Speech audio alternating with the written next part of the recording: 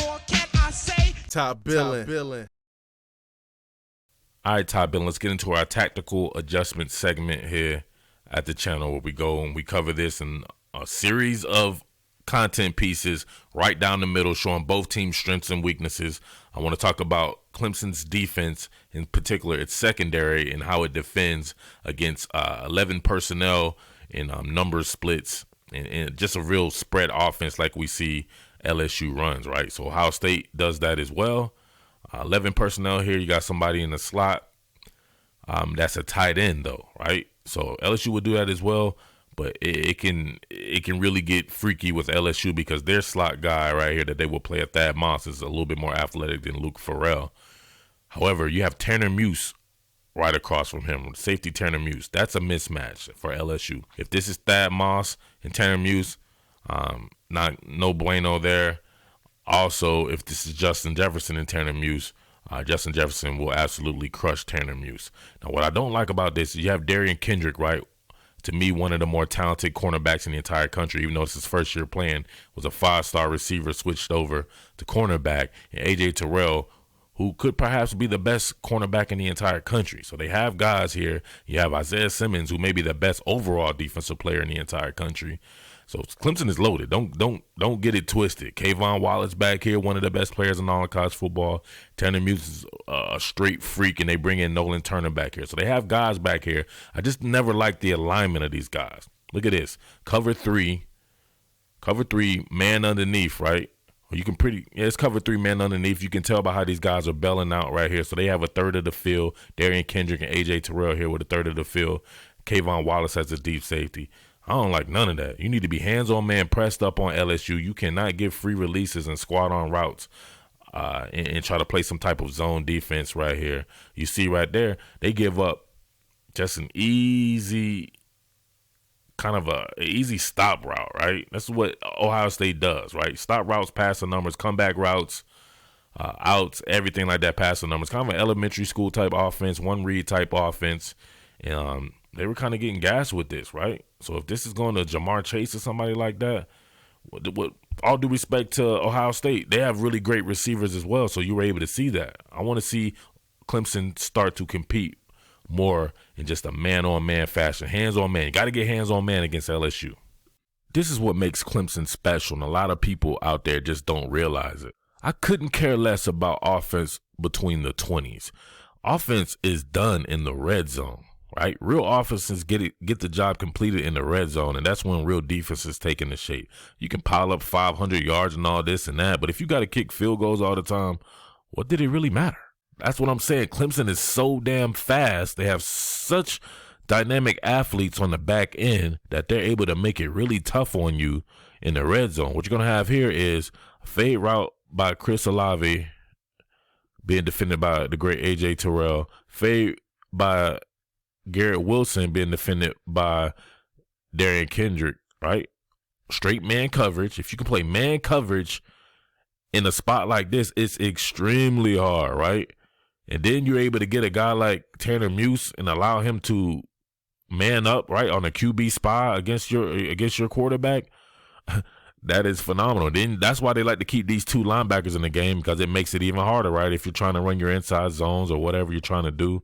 But you're also going to have an in-breaking route by Luke Farrell right here. He's being defended by Isaiah Simmons.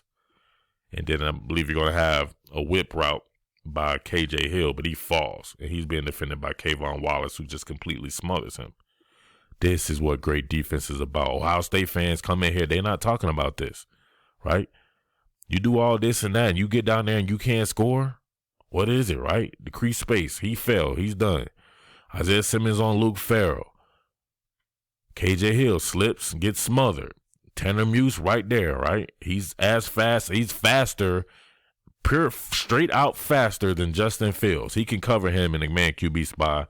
Darian Kendrick up here killing it with Garrett Wilson. There's nowhere to go. There is nowhere to go. He tries to scramble, and now he sees everybody converging on him. All these fast bodies right here. He's already committed to it, so now he has nowhere to go. Just the Olave right here who's being covered by A.J. Terrell, and A.J. don't play that. PBU. There's more to football than just explosive plays, right? If you can't win on an explosive play, get a 60 or 70-yard touchdown, you're going to more than likely have to try to score in the red zone. Clemson is the best doing it in the red zone. All right, so here's an aspect that I like in certain games, right? Pretty much I like this in every game except going against LSU. Clemson tends to get safety dependent, right? Their best players are safeties. Nolan Turner, Kayvon Wallace, Tanner Muse are three of their best players out there, and then they'll bring in a guy like Denzel Johnson. So you essentially have four safeties in the game in some of these nickel situations or some of these sub-package situations playing man coverage. Now check this out right here. Man up, hands on man. You can't see it beyond this graphic here, but the same thing to the field side, I believe, with Darian Kendrick over here. Now, what that does, though, is that puts Kayvon Wallace and Nolan Turner in man coverage against slot receivers. Now, if that's Justin Jefferson again and Thad Moss, that could be a problem. Could be a problem. So you see this man coverage, simple out route by KJ Hill just to get him, right, 3rd and 14, just to get him out in space. So right now you see the separation anxiety. Everybody's doing good. AJ Terrell's on it. I'm sorry, this AJ Terrell was over here in the boundary. Yeah, so he was in the boundary, and then Darian Kendrick, he's on it over here against Chris Olave or Austin Mack, actually.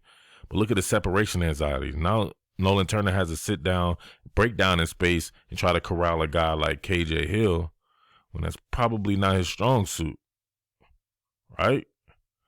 It's his strong suit in the degree that he's a safety and he's a good tackler, but this right here probably best left done with some type of corner. So it kind of pains me to see that this entire time that they didn't really develop another sub-package threat from a cornerback position, whether it be a young guy like Sheridan Jones or whomever, you know what I mean, Andrew Booth or whomever they could get that's probably more of a coverage guy than a guy like Nolan Turner, who is a space guy, kind of a run and hit type of guy, if you get what I'm saying. That may be a problem against LSU. This is great coverage. Hands-on man, it's what I want to see. I only want to see this against LSU. Can't do anything different. Can't give them cushion. LSU will take what you give them. They'll play small ball all the way up and down the field all game long and absolutely dash you if you want to play cushion. You got to play hands-on man coverage, press man coverage, and get it in like that. But that needs to be across the board, too. I would like to see somebody pressed up on the slot here.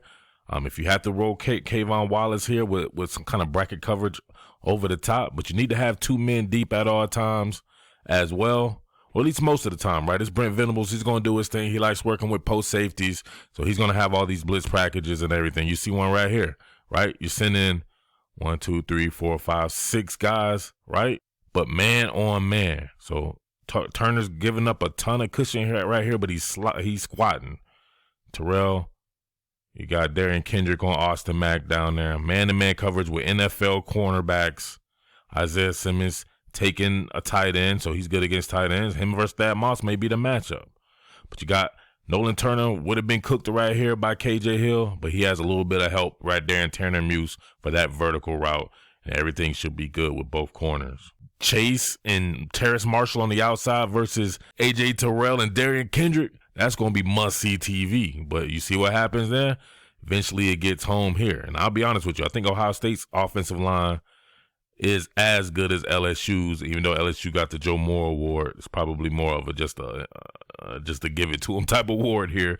Ohio State's had a pretty decent offensive line. I wouldn't be surprised if Fields and Burrow were sacked around the same amount of times. But Justin Foster getting after it, right? Allows all these guys to get home. Man coverage, gotta play it. Can't be like Oklahoma and pretend like you've never ever seen someone play football before in their life. All right, real quick, this was great. Caught them in zone because you went 12 personnel, and then I believe they moved the U tight end in motion so that you can see if they were going to do that. But you knew it before just because you see Nolan Turner matched up with Chris Olave in a slot. Olave's going to be running a post. This completely frightens me for Clemson if they were able to match Justin Jefferson up on a guy like Nolan Turner.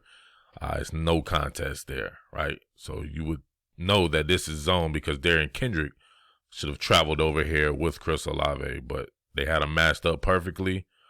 They're in some type of zone, right? So obviously it's man coverage, but within the zone confinement. So they don't match that right there. We see front-facing play action fake. Actually a self-play action fake, right? Like he's going to run the ball. Sucks everyone up one-on-one. This is what LSU needs to concentrate on, being able to see if they can match up one of these safeties up against one of their freakish inside receivers or athletes in period. He banged Nolan Turner real quick. He didn't have to do much. Look at the ton of separation already had. Turner's done. All Fields has to do is lead him upfield some. Turner can't close the distance on. It's just really not his game, especially downfield like that. And you already know the rest. Touchdown. All right, last one right here. I'm about to make a part 2 on this and really go through some of the individual matchups. And this applies actually on the other end as well. I want to know what LSU's defense is going to do against Clemson's offense, especially on the back end as well. Clemson is filled with monsters. I can't really say who's the better receiving core between the two teams. So that's something that people are overlooking as well. But you see right here, you got a cat blitz coming from A.J. Terrell. So then you have Turner Muse sink underneath here. Then you have Nolan Turner, right, on the switch out. So this leaves my man Isaiah Simmons right here to kind of give help on the back end, right? So you got a big 6'4", 230-pound true safety, really, right? He can play safety. I think he came in as a safety. And he could do that definitely in a pinch if he had to do it. But check out the range on this kid. This was an underrated play that nobody talks about. People want to talk about calls and stuff like that. Why don't you talk about throwing interceptions, right? Justin Fields staring this bad boy down, but look at the combination coverage. It ends up being kind of a split safety coverage. It morphs into a split safety coverage, right? But he didn't know that, right? He stared this down the entire way. Think he's going to float this over the zone right here, but it's a split zone, right? I mean, it's split coverage. So you're essentially throwing it right to Isaiah Simmons. And you see him right here with the type of range that he has, picks that bad boy off. A lot of talent on the back end of Clemson for people just to be completely saying it's going to get blown out of the water. I personally don't see that. But, hey, man, stranger things have happened. I look at these two teams as each other's equal, straight up, right? They're very, very similarly talented. But we'll get into more of that. And I'll have much more on this, but, man, I just love the tactical adjustments of both of these teams in this particular series. High-level teams with high-level players all across the board, kind of mirror images of each other pretty much across the board. So there you have it. It's your boy Murf, the Underground King. As always, thank you for watching. Top Billin Sports, and I am out. Peace. Yo, thanks for watching quality content. Make sure you subscribe, hit that notification bell. Get all the notifications, but moreover, make sure you join. Starting at $4.99 a month, just $4.99 a month, you can get exclusive content from your boy here at Top Billin. You know me, the Underground King, giving you those exclusive chats, exclusive rumors and news, and all the innuendo and hijinks you love from your boy. You can get it exclusively, all right?